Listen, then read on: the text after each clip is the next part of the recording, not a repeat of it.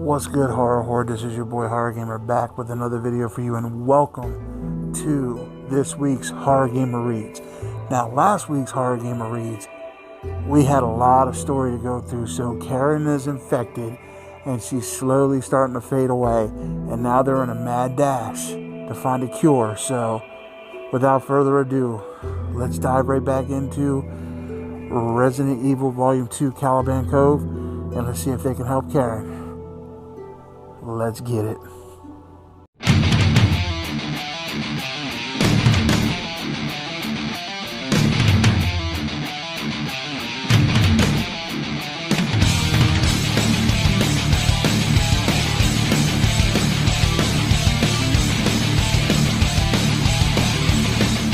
Yeah, horror horde. So like I said in the intro, Karen's blapped up. Like, she is fucking like on the verge of death at this point. She's infected. She got it from scratching her eye with the dry blood. I knew that was going to happen. And the team is in a mad dash to try to save her life. They're trying to find a cure. So without further ado, let's just dive right into it. Let's see how Karen's story unfolds. Do they find a cure? Let's see. All right. Chapter 14. Athens had failed. Dr. Griffith stared at the blinking white light by the door, cursing Athens, cursing Lyle Amon, cursing his luck. He hadn't told Athens how to get back inside, which could only mean that the intruders had made it past him. Amon had left them a message, or sent them one. It didn't matter. All that mattered was that they were coming, and he had to assume that they had the key. He tore down the markers weeks ago, but perhaps they had the directions. Perhaps they'd find him. And don't panic. No need for panic. You're prepared. You're prepared for this. Simply move on. Next plan. Division first. Twofold effect. Less firepower, bait for later. And a chance to see how well Alan can perform. Griffith turned to Dr. Kinnison and spoke quickly. Keep the instructions clear and simple. The route as easy as possible. Griffith had already worked out the questions they'd probably ask, though he knew there was a chance they'd try for more information. He gave Alan several random phrases to respond with, and gave him the small semi-automatic pistol from Dr. Chin's desk drawer, watching as Alan tucked it beneath his lab coat to make sure it was hidden. The bullet carrier was empty, but he didn't think it was possible to tell, not if the hammer was pulled back. He also gave Alan his key. A risk, but then the entire scenario was a risk. With the fate of the world resting in his hands, he'd take any chance necessary. After Alan had gone, Griffith sat down in a chair to wait for a reasonable amount of time, his gaze wandering to the 6 stainless canisters in restless anticipation. His plans wouldn't fail. The righteousness of his work would see him through this invasion. If Alan was caught out, there were still the MA7s. There was still Lewis. There were still the syringes in his hiding place. The airlock controls in easy reach. Past all that, there was still the sunrise. Waiting. Dr. Griffith smiled dreamingly. This dude's fucking crazy. Karen could still walk, still seemed to understand at least part of what they were saying to her, but the few words she could manage didn't seem to relate to anything. As they'd gone down the stairs from the lighthouse, she said hot twice.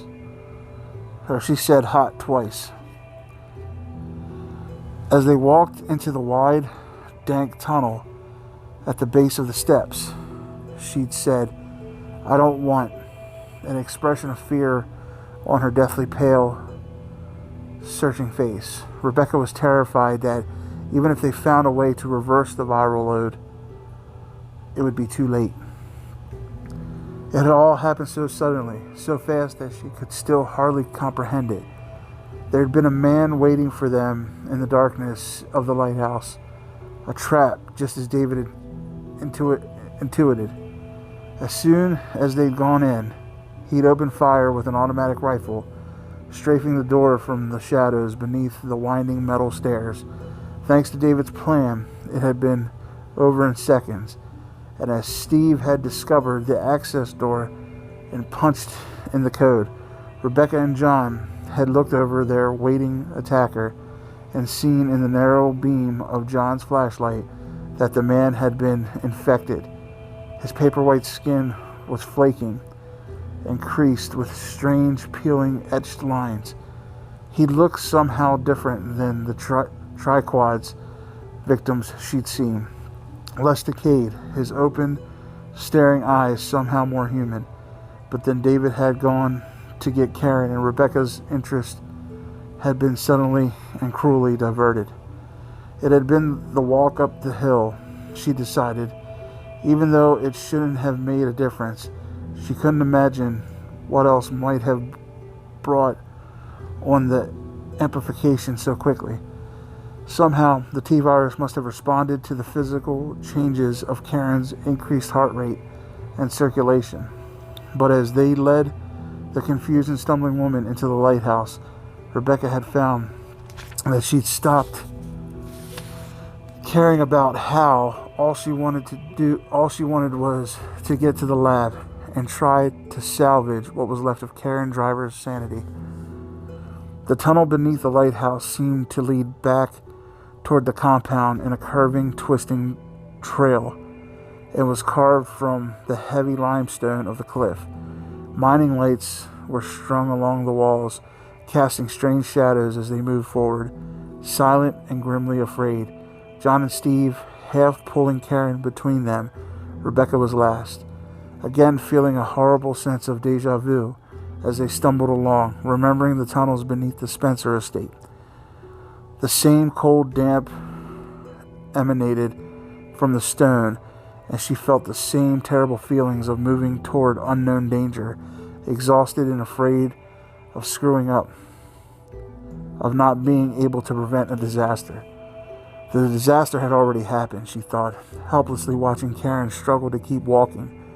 We're losing her. In another hour, probably less, she'll be too far gone to ever come back. Holy fuck. As it was, John and Steve shouldn't be touching her. In a single easy movement, she could get at either of them, biting before they had a chance to let go. Even that concept made her sick with sorrow and aching, heavy feeling of loss. The tunnel veered to the left, and Rebecca realized they had to be incredibly close to the ocean. The walls seemed to tremble and shake from a muted thunder beyond, and the tunnel was thick with a damp and fishy smell. Parts of the wall seemed too smooth to have been created by human hands, and Rebecca wondered vaguely if the tunnel opened up ahead somewhere, perhaps had once been flooded by the sea. Bloody hell, David whispered angrily. Shit. Rebecca looked up. When she saw what was ahead, she felt her last flicker of hope for Karen die. We'll never find it in time. The tunnel did open up, a few hundred meters ahead of where David had stopped. It widened considerably, in fact. It was connected by 5 smaller tunnels, each branching off in a slightly different direction. Which way is southwest? John asked anxiously. Karen leaned against him, her head rolling forward. David's voice was still angry, frustration rising in his words to an echo that bounced through the 5 stone corridors, circling back to fill the cavern. I don't know. I thought we were already headed southwest. And yet, none of these is in direction alignment, and none head directly east either. They moved into the rough-hewn cavern, staring helplessly at the smooth tunnels, each of them strung with lights that disappeared around turns and bends. They had obviously been carved by water, perhaps had once been connected to the sea caves that David had originally meant for them to find. The tunnels weren't as wide as the one they stood in, but they were wide enough to accommodate human passage comfortably enough, and at least 3 meters high. There was no way to guess which one was used to get to the lab, or if any of them led to the lab. We don't even know for certain that it's down here. Oh man, this is getting tense. If none of them goes east, then we have to pick the one that looks the most likely to go southwest, Steve said quietly.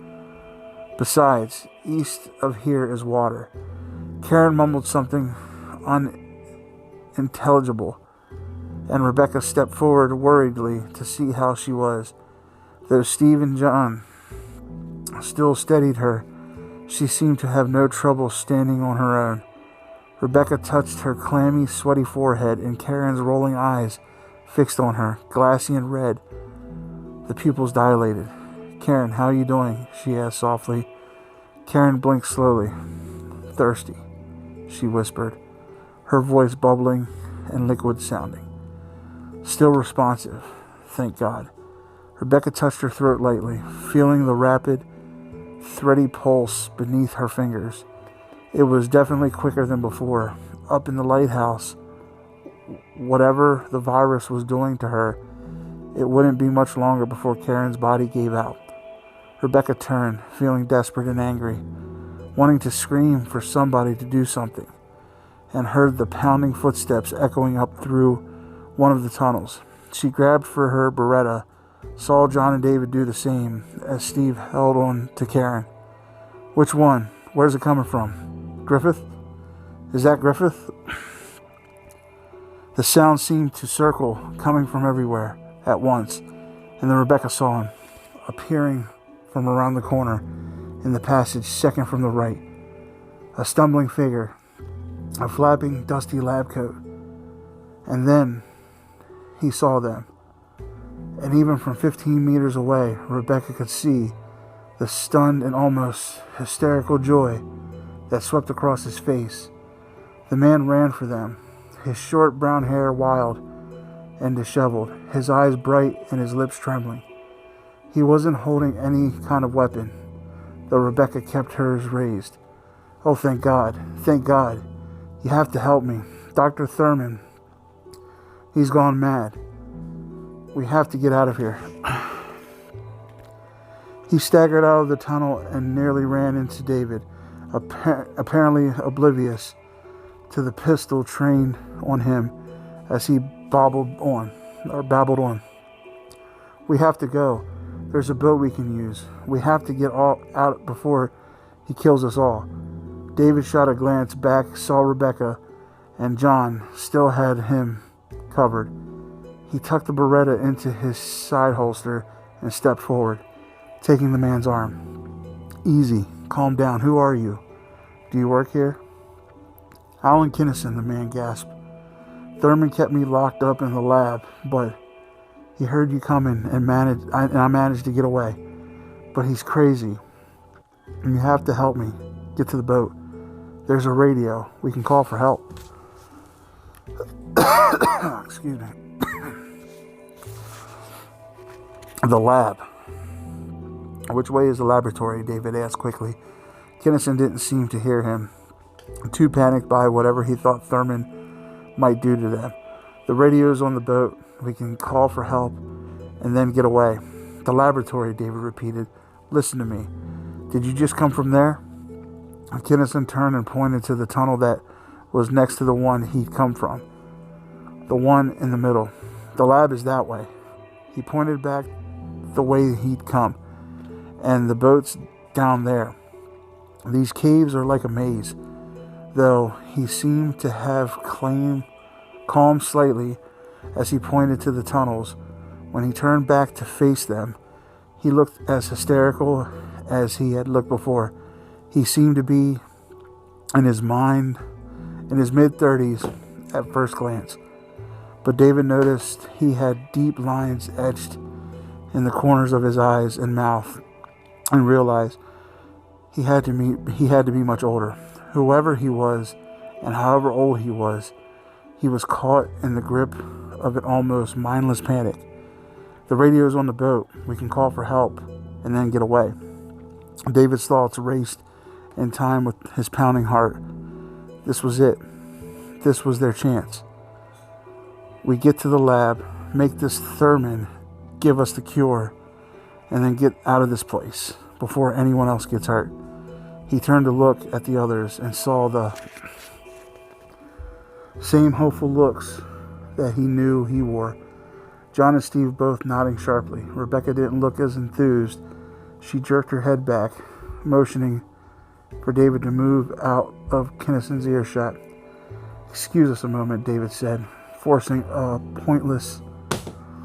politeness that he didn't feel. Kinnison was one of the researchers from Trent's list. "We have to hurry," the man babbled, but he didn't follow as David stepped back toward the others, the four of them leaning together to talk, Karen resting against Steve's arm. Rebecca's voice was hushed and worried. "David, we can't take Karen to the lab if Thurman is there. What if we have to fight?" John nodded, shooting a glance at the wild-eyed researcher. "And I don't think we should leave this guy alone. He's likely to take off with our ride home." David frowned, thinking Steve was a better shot, but John was stronger. If they had to force Thurman to give them the T-virus cure, John could probably intimidate him more easily. We split up. "Steve, you take Karen to the boat. Keep an eye on Kinnison. We'll go to the lab, get what we need, and then meet you there. Agreed?" And tight nods, and then David turned, addressing Kinnison. "We need to get to the laboratory, but our friend Karen isn't well. We'd like for you to take her and an escort to the boat and wait for us." Kinnison's eyes seemed blank out for just a second. The strange, vacant look there had gone so quickly that David wasn't even sure he'd seen it. "We have to hurry," he said quickly, then turned and started back down the passage he'd appeared from, walking at a brisk pace. David felt a sudden worry. Staring at Kinnison's rapidly receding back, his dirty lab coat floating out from behind him. He didn't even ask who we were. As Steve and Karen started to enter the tunnel, David touched Steve's arm, speaking softly. "Watch him carefully, Steve. We'll be there soon as we can." Steve nodded and moved off after the strange Dr. Kinnison, Karen stumbling along next to him. John and Rebecca were already standing in front of the middle passageway, weapons still in hand. The chamber shook as outside, and muffled thunder roared. Without speaking, the three of them started down the gloomy tunnel in a tired but determined jog, ready to face the human monster behind the many tragedies of Caliban Cove. They turned the first corner, Karen hanging onto his shoulder with a cold and sweaty hand, and the researcher was just rounding a bend further ahead. A good 100 meters away, Steve caught a glimpse of a fluttering white and the heel of a black loafer. And then he was out of sight. Clattering footsteps moving away. Great. Lost in a goddamn sea cave labyrinth because Dr. Strangelove has a schedule to keep. Karen let out a low moan of soft distress, and Steve felt the cold, hard knot in his stomach clench tighter. His fear of getting lost, nothing next to the fear he felt for Karen. She was leaning on him more heavily, her feet dragging against the dank limestone floor. David, John, Rebecca, please hurry. Please don't let Karen get any worse. He pulled her along as quickly as he could, concerned about catching up with Kinnison, worried about the others putting themselves in danger, afraid for the desperately sick woman who clung to his side. Except for meeting Rebecca, it had to be the worst day of his life. He'd only been with the stars for a year and a half, and while he'd been in threatening situations before, they didn't come close to what he'd experienced in a few short hours since they'd been knocked out of the raft. Sea monsters, zombies with guns, and now Karen Smart. Serious Karen. Losing her mind, maybe turning into one of those things. We're so close to getting out of here, and it may still be too late. As they reached the turn in the tunnel, Steve realized that he couldn't hear Kinnison's footsteps anymore. He staggered around the corner, thinking that he should call for help, or call for him to wait up, not to get too far ahead. And he stopped cold, his gut plummeting to somewhere around his knees. Kinnison stood 2 meters away, holding a .25 semi-automatic, his face and eyes as strangely blank and lifeless as a mannequin's. He stepped forward and pressed the small bore into Steve's stomach, hard, jerking the Beretta out of his holster, and then stepping back. The flat-eyed doctor moved to one side, now holding both weapons on them as he motioned for Steve to move in front of him. Watch him carefully, Steve.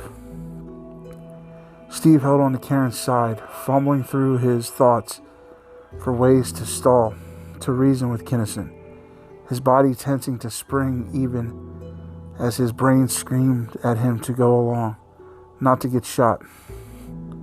What would happen to Karen? You will come to the lab, Kinnison said tonelessly, or I'll kill you. It was the inflectionless voice of a computer coming from the blankly merciless face of a man who suddenly didn't seem human. Not at all. We know what you did here, Steve spat. We know all about your goddamn trizquads. We know about the T-virus. And if you want to get out of this without, you will come to the lab or I will kill you. Steve felt a helpless shudder run through his body. Kinnison's tone hadn't altered at all, his gaze as fixed and emotionless as his voice. Steve noticed that the lines then, the deep, spidering lines that swept away from his cold brown eyes, sat in the corners of his slack and expressionless lips. Oh my God.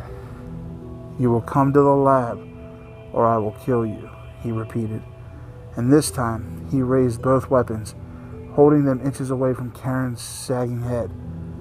Steve knew she was dying, knew that there was a good chance she'd lose against the virus and become a violent, insane creature before the night was through. But I have to protect her for as long as I can. If I sacrificed her to save myself, and there was even a chance that she could have been cured, Steve couldn't do it, even if it meant his own life. Holding Karen tightly, he stepped ahead of the thing and started to walk.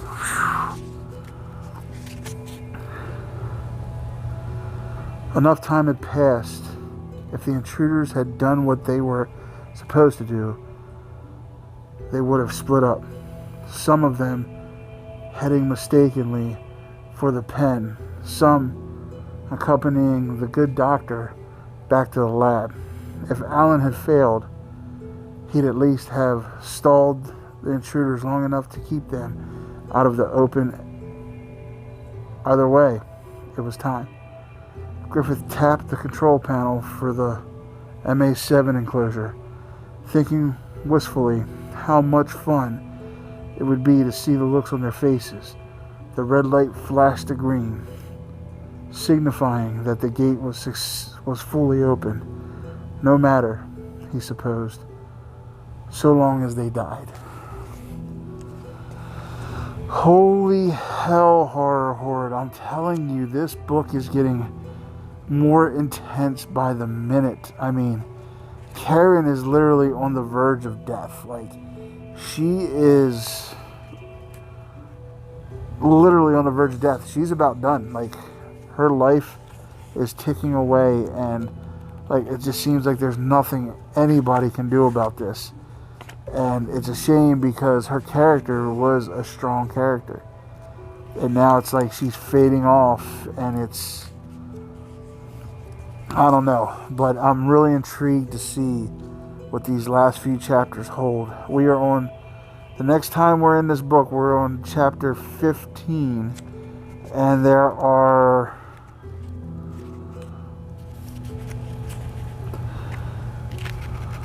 let me see, there is 18 chapters and an epilogue. So we're down to the nitty gritty, guys. We got 4 more chapters to read, and that's it. So we're getting there, guys. But I'm loving this. This book is very well written. This is one of those books that are like, it's really like enthralling, and it's really catching you in the moment. And you know, you're scared to death for Karen. You're hoping that there's some possible way that she can be saved, yet, you know, in a way it's almost like you kind of want to see her put out of her misery.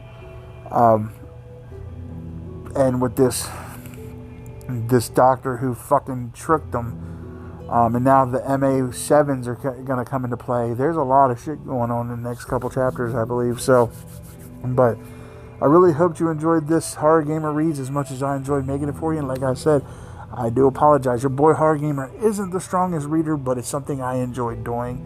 And I really appreciate you guys coming on this journey with me through the Resident Evil Volume 2 Caliban Cove, and just experiencing the story with me. This is the first time I'm reading it, so I'm as enthralled in it as you are. Like, so it's new to me as well. So, but with all that being said, Horror Horde, I love you guys. Thank you guys. And if you haven't done so yet, hit that subscribe button, along with that dingly ding ding button. That way, every time your boy Horror Gamer throws up one of these Horror Gamer Reads, you're in the know. Also, when you're done doing that, head on over to the official Horror Gamer Patreon and see what kind of cool perks you get with being a patron. You know, we have movie get-togethers every Saturday. We talk movies, we watch movies, and now with things going digital, we're watching new movies all the time. So, yeah, so check it out. And then when you're done doing that, head on over to the Z Network and see what kind of cool stuff we got going on out there.